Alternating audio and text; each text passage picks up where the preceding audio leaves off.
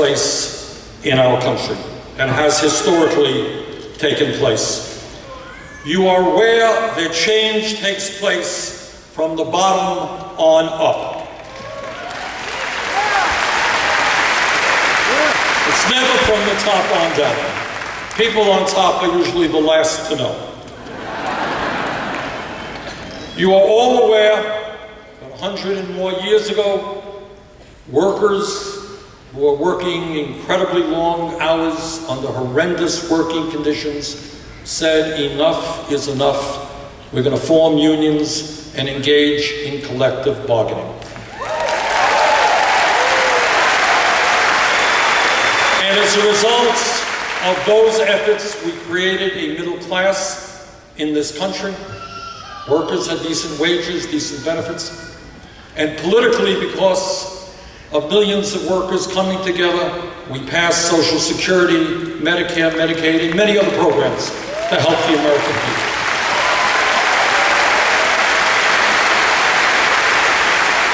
Because people came together. All of you are aware of the tragic history of racism in America. But for a very long time, African Americans and their white allies came together and they struggled and they stood up for justice and they stood up to lynching and they stood up to segregation and they stood up to a situation where African Americans couldn't even vote in America.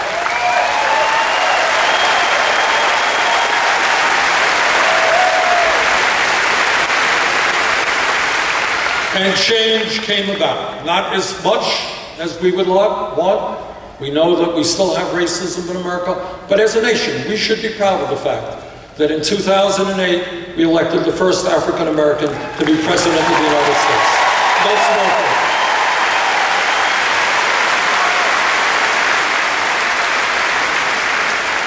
But so many people stood up and fought for civil rights. Didn't happen because of a few.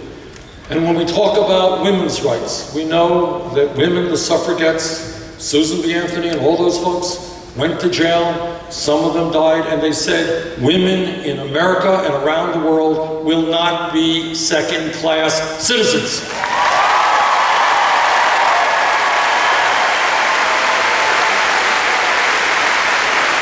And that struggle continues to exist today.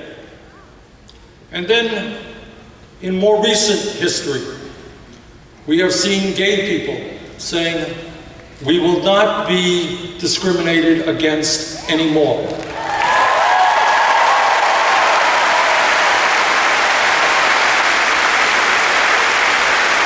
And a huge change swept the country, huge change in consciousness, and said that we are going to treat all of our people with respect and dignity, no matter what their sexual orientation may be.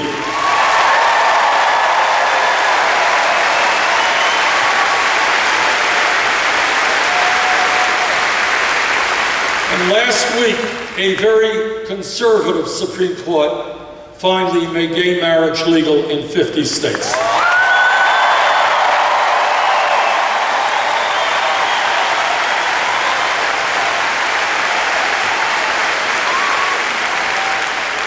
So as a nation, we have a right to be very proud of the successes that we have seen because of the struggles of millions of people to create a less discriminatory society. That's something we should be proud of. Right, we deserve a hand for that.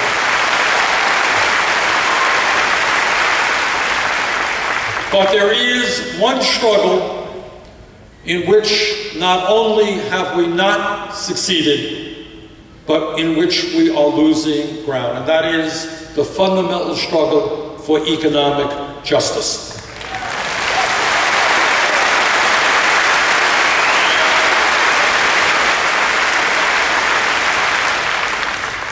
I am in the Senate the ranking member of the Budget Committee, which means that I am the Democratic leader on that committee. And I want to give you an example. And I want to speak now, not just to the people in this room, but to working class and middle class Republicans in the state of Wisconsin, because I want you to know what many people do not know. I want you to know what your party, Republican Party, is doing in Washington, D.C. This is what the Republican budget did. And I know something about it because I am the ranking member of this committee. This is what it did. About 2 months ago, this legislation was passed. And this legislation sets the framework for what the appropriations committees will do later on. 35 million Americans have no health insurance. Only major country on earth without health care for all. Republicans decided to end the Affordable Care Act, cut Medicaid by over $400 billion, throw 27 million Americans off of health insurance.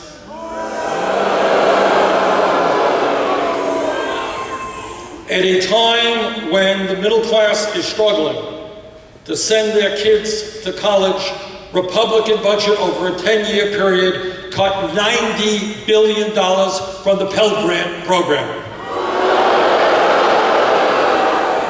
At a time when millions of Americans are working 40 or 50 hours a week and are not earning the income they need to adequately feed their family, the Republicans made massive cuts in nutrition programs for hungry people and for children, including the WIC program, which is designed to protect low-income pregnant women and their newborn babies. And then, after making massive cuts in healthcare, education, nutrition, and many, many other programs that working families depend upon, the Republicans decided to give over $200 billion in tax breaks to the top 0.2%.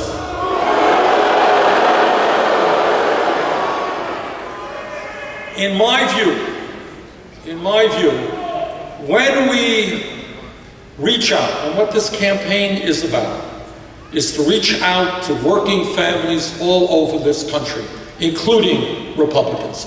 Because I believe